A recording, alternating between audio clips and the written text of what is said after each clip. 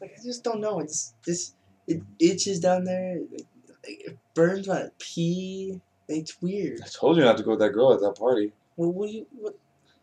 It was dark, okay?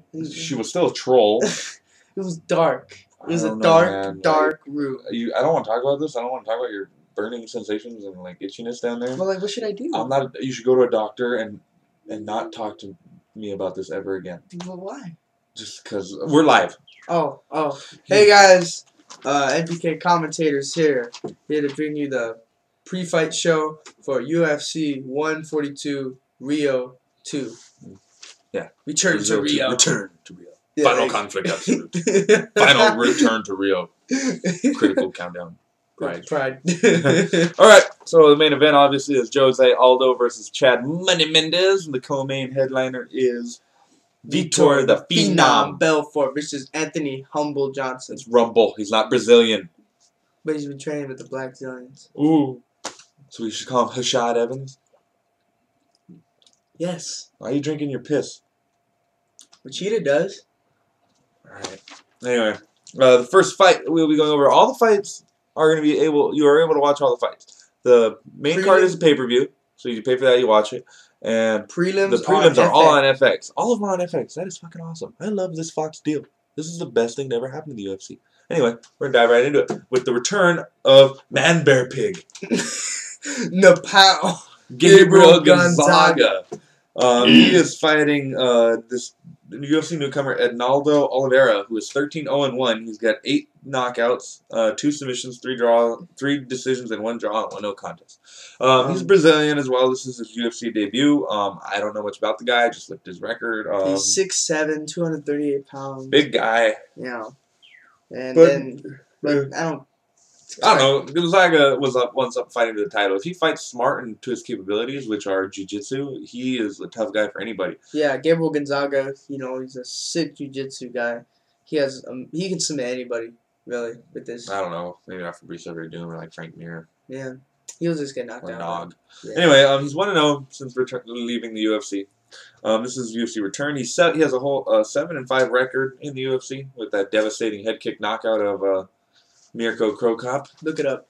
Yeah, I'm sure you've seen it. Anyway, don't know much about the other guy. I'm just gonna go with Gonzaga on this one. He's probably gonna want to win his return. Probably Gonzaga but he's only been in a decision once in his career. I'm expecting it either by knockout or submission. You're thinking I'm gonna go submission. I'm going by knockout. All right. Let's go. Moving on, we have Thiago Tavares versus Sam Stout, also on FX. Tavares, his last one was a TKO win over Spencer Fisher at UFC Rio, UFC 134. It was a good fight for him, but the dude, he can't put together a solid win streak. He always wins, loses recently. Yeah. So I don't know. And Sam Stout coming off in his hometown, winning at UFC 131. Sorry. Over Eve Edwards. Just a devastating knockout. That was a good knockout. It was gross. Up there for knockout of the year. He's on a 2-fight win streak. He's got knockout power, and Thiago has a questionable chin. This is why I'm hesitant to pick Thiago, but it's in Brazil. He's going to want to put on a good showing for the Rio crowd. I got Thiago by unanimous decision.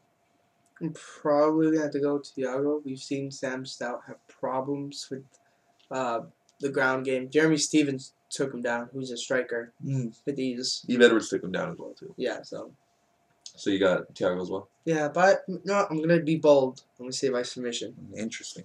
All right, moving on to the main card. This is a really interesting fight for me starting off the pay-per-view. We have Edson Barboza taking on Terry Edom. This is a good fight. Edom in his last fight at UFC 138, it was a 17-second fight. He took no damage whatsoever. And when I say that, like no damage. Like the guy didn't... He didn't land anything. He won by guillotine against Edward Fa'alaloto, who has no business being in the UFC first time. I could do what he does. Suck. Yes. Anyway, yeah, good win for Terry Edom in his return fight. But he's taking on a real tough guy in Edson Barboza. Edson Barboza is a sick Muay Thai guy. Before he came to the UFC, when he was in the UFC, he was on a 2-fight win streak. He's on a 3-fight win streak. But when he came into the UFC, he was a 2-fight win streak over leg kicks. He's got devastating kicks. He saw in the Njokuani fight, he landed a 6 spinning kick. He dropped. Yeah, he almost knocked Njokuani out with it. Yeah, and his last fight was a People say it's controversial. I don't think so. He dropped Pearson a couple times. Yeah. A split decision win for him against Pearson in UFC Rio 134. He dropped him a couple times. He was clearly the better striker. I don't understand where this. I think we just weren't expecting Pearson to do that good. Just my opinion. I didn't think Pearson would fare that well. Me too. In this fight, I got to go Barboza, and he's gonna get a finish. Yeah. I'm gonna have to disagree. Barboza by TKO. I'm gonna have to disagree. Terry looked like a boss, even though over can, but he looked really good, and his striking looked on point. Even for 17 seconds. In 17 seconds, and I'm probably gonna have to go Terry. He's a taller fighter in this fight. Barboza by TKO.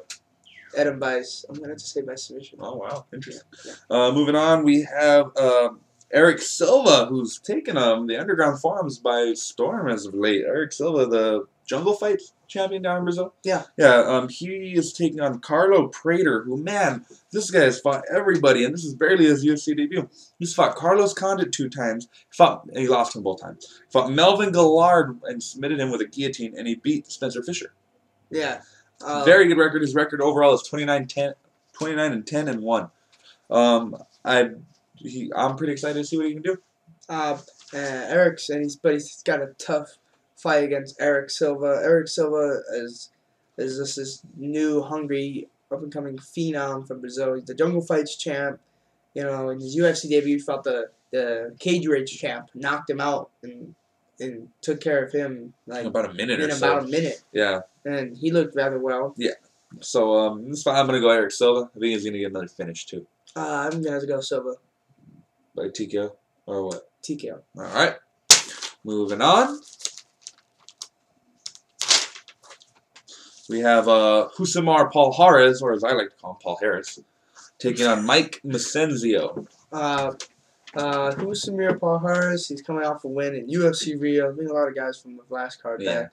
Over Dan Miller. That was a crazy fight. We saw it. He's fucking punching Miller, and then he just goes nuts and thinks he won, jumped on the cage screaming in the fight. It didn't end. Yeah, and then he comes back and then he gets dropped. Yeah, it was a pretty crazy sequence. But Palhares is a beast. Yeah, he's 5'8", and if you don't know him, he's got sick leg locks. Sick leg locks. And he's gonna take Mesenzio's leg home with him. Makes Mike Mesenzio the master of disaster coming out. He barely beat Steve Cantwell, who's he's 3-3 in the UFC. This dude, I don't expect much from him. I don't understand how this fight was booked. I don't know why they seem to be keeping Paul Harris away from top contenders in the UFC. And I don't know why, but I got Paul Harris by leg lock.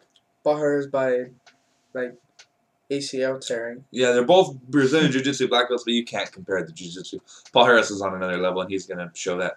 He's 5'8", and he kind of has a submission kind of wrestling kind of thing. I got him by leg lock. I think he's going to win. Moving on to the co-main event. This is a really interesting fight. I can't believe they booked this one. Vitor Belfort taking on Anthony Rumble Johnson. This is Rumble's middleweight debut. He's on this was crazy. Middleweight debut, and you're fighting Vitor Belfort. He wins this. He's immediately in the title. One, maybe 2 more fights, and he's going to be fighting Anderson Silva. That would be a good fight. Yeah. Rumble is a beast. He's a beast. He's huge at welterweight. He's going to be huge at middleweight. He's a light heavyweight. He's a heavyweight. He fights at welterweight. I don't understand how he makes welterweight. They do voodoo for him to make welterweight. But anyway, he's on a 2-fight win streak. Dominant unanimous decision win over Dan Hardy, and a knockout over the Spaniard Charlie Brenneman. Derailed that hype. That was the most unwarranted hype train ever. Yes. Brenneman. Anyway, knocked him out middleweight. This is his middleweight debut, but this is a tough one coming against Vitor Belfort. Rumble. If you guys don't know him, he keeps a fast pace. I really like watching him when he does that. He Diverse keeps a fast striking, pace. punches, kicks. He's fast very too. Good wrestling. He's fast. This is one fight where I think Vitor won't have a speed advantage. Yeah. Another one I didn't think he was going to be faster than Anderson either. But anyway, in Vitor's last fight, he beat Yoshihiro Akiyama. Who's been on a 3-fight losing. Yeah, he didn't really impress me in that fight. Really, he kept punching him in the back of the head. I don't know. Vitor, he's got to do something else. Yeah. I think Rumble's got this, and I think he's going to finish Belfort too by TKO. I say knockout. First round. Going out.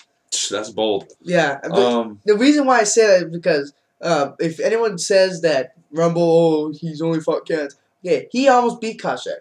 I think he would have beat Koscheck. Koscheck bitched out accidentally hit himself in the eye and was like, Yeah, he flopped, and that threw Rumble off his game. Anyway, not making excuses. Rumble is a beast. I'm glad to see him at middleweight. I want to see what he can do there. I don't know if this is a permanent move for him or not. I felt he was pretty close to a title shot. Well, not close, but working his way up the ranks, definitely. He probably would have been fighting Jake Ellenberger instead of Diego Sanchez if he stood down there. Anyway, Rumble by TKO. Rumble by knockout. In the first round. I don't know. I'm not going to pick round. I think he's going to finish him, though.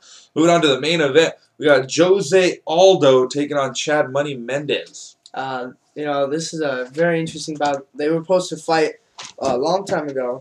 But Mendez, he said he needed a little bit more time. I don't know what was up with that. He trains up in Team Alpha Midget. Team Alpha Male. With Uriah Faber, Benavidez, and all those midgets and hobbits. Guys. Mendez, he's a strong, big featherweight who has great wrestling. Very good wrestling, but his hands are... It's questionable. They're very questionable. Never seen him get hit. Aldo will hit him. Yeah. Mendez is 11-0 in his entire career, 2-0 in the UFC. He has one finish under the Zuffa banner, and that's by guillotine. That was back in the WC, so he doesn't have a finish in the UFC.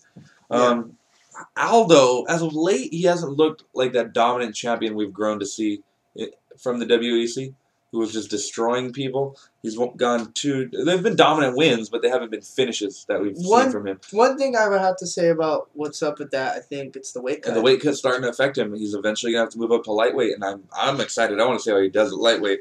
But he's 2-0 in the UFC. His last one was against Kenny Florian at UFC 136. He was dominant, but, again, not what we've expected from him. He kind of lulled and stalled. But this fight is in Brazil. It's his first time fighting back in Brazil since 2007. I think he's going to want to put on a show, make a statement to the rest of the featherweight division if he plans on staying there. Even the lightweights, he's going to make an example out of Chad Mendez. He's going to knock him out before the third round. This is a tough fight because I really like Chad. I just like how he's wrestling. That's cool. And he's just so dominant that he doesn't sit there. He doesn't lay on top of it. He does that people flip, too. That's kind of cool. He does some really good ground pound. He has, good submissions, I guess. But I'm probably going to have to side with Aldo. I think Brazil, he's probably going to want to show his country. It's a good thing you've seen the light. Yeah, his country men, like, hey, I still got it, So that's our show. We have disagreed on one fight, and that is Barboza Edom, and that will be the bet. We don't have a bet yet. That'll be on our post-fight show. We don't have an idea. If you guys have an idea, post it as a comment, and we'll look at it. We'll go for it. I don't care. I slapped the shit out of him earlier. He put makeup on me. I waxed his leg. Still, the hair still isn't back. That's ridiculous. That was UFC on Fox. However long ago that was, the hair still isn't going back. October. Anyway. Sorry about that. It's okay.